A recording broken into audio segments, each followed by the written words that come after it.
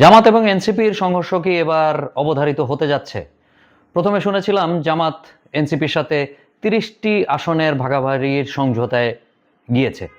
এখন শুনতেছি আজকের সংবাদ মাধ্যমগুলোর মাধ্যমে, যদিও এটা খুব অথেন্টিক কিনা আমি বলতে পারবো না, কিন্তু যেহেতু নামকরা সংবাদ মাধ্যমরাই এটাকে নিয়ে প্রচার প্রচারণা চালাচ্ছে, খুব সম্ভবত জামাতে ইসলাম এনসিপিকে এখন 10টি আসন দিতে যাচ্ছে। এনসিপির যেই রেবেলিয়ন পার্টি, যারা এতদিন এনসিপি থেকে চলে গেছে, যেই 6টা মে প্রথমে চলে গেছে, তারা এখন এনসিপির দিকে তাকায় কি বলবে? এনসিপির উপর দিকের নেতাদের কি এখন লজ্জা লাগবে না? আসলে কার সাথে তারা জোট করতে গিয়েছিল?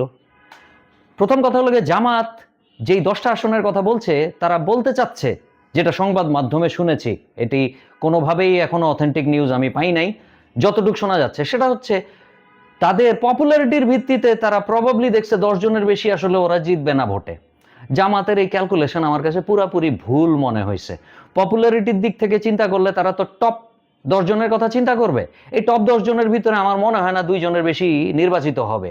তাদের বটমের যেই 20 জন ছিল, তাদের সম্ভাবনা আমার কাছে অ্যাটলিস্ট মনে হয়েছে অনেক বেশি অধিকতর।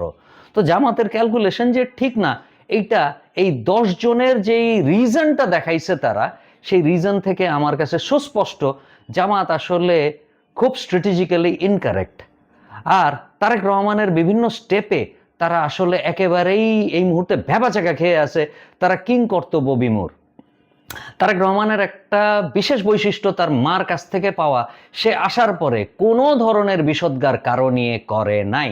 আজকে জামাতের আমিরের একটা ছোট্ট ক্লিপ দেখতে পাচ্ছিলাম, সেখানে তিনি বলছেন যে তাদের পজিটিভ কাজ করার এত বিষয় যে তারা বিষোদ্গার করার সময়ই পাচ্ছে না। মানে ওই ঠেলাঠেলির কথাটা উল্লেখ করেছেন তিনি। আসলে কি ওনারা ঠেলাঠেলি করে নাই, নাকি তারেক রহমান আসার পরে যেহেতু তারেক রহমান কোনোভাবেই কোনো ধরনের নেগেটিভ কথা বলে নাই, এখন উপায়হীন হয়ে তারা এই ধরনের বক্তব্যে আসছে? আরেকটা জিনিস বলবো, আমি হাসনাত আবদুল্লাহ এবং পাটোয়ারির বিভিন্ন ক্লিপ দেখতে পাচ্ছি, ইন্টারনেটে ছড়ায় যাচ্ছে। তারা একটা কাজই করে যাচ্ছে, বিষোদ্গার বিএনপির।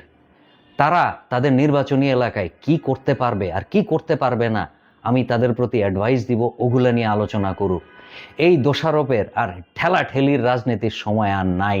এখন অ্যাটলিস্ট আমার কাছে মনে হয়েছে এনসিপিকে ক্রাই বেবি বাংলাদেশের সবার এইটাই মনে হওয়া শুরু করবে। এরা খালি কান্নাকাটিই করে, যে কোনো কিছুতে তারা আন্দোলনে অভ্যস্ত, নেতৃত্ব দেওয়া এদের কাজ নয়। এই যে পারসেপশন আমার ভিতরে তৈরি হয়েছে, আমি শিওর বহু লোকের ভিতরে এটা তৈরি হয়েছে। আপনাদের এখনো সময় আছে, আপনাদের এই পারসেপশন চেঞ্জ করেন। আপনারা সামনের দিকে কি করবেন, ফিউচারিস্টিক আলাপ আলোচনা করেন।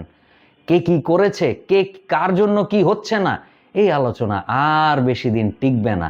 আর ভোটের মাঠে এটা টিকবেই না, আপনারা নিশ্চিত থাকতে পারেন।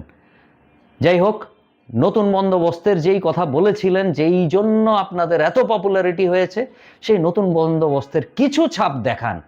এভাবে করলে ইলেকশনে আমি লিখে দিতে পারি, আপনারা যেই পরিমাণ পরাক্রমশালী হয়ে উঠেছিলেন 2024-এ, তার চেয়েও বেশি ম্রিয়মান হয়ে যাবেন আফটার ইলেকশন। আসসালামু আলাইকুম।